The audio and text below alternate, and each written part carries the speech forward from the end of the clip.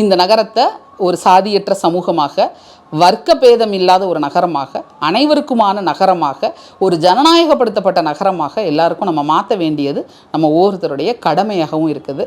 அதை இந்த சென்னை நாளில் நம்ம எல்லாரும் கையில் எடுத்துக்கணும் அப்படின்னு நான் நினைக்கிறேன். Spirit of Chennai. ஏன்னா சென்னைக்கு அப்படின்னு சொல்லிட்டு ஒரு ரொம்ப முக்கியமான ஒரு பண்பு இருக்குது. 2015 இங்கே வந்த பெருவெள்ளத்தின் போது யாருன்னே தெரியாத மக்களுக்காக தங்களுடைய வீடுகளை திறந்து விட்ட மக்கள் இந்த சென்னையில் தான் இருந்திருக்கிறாங்க.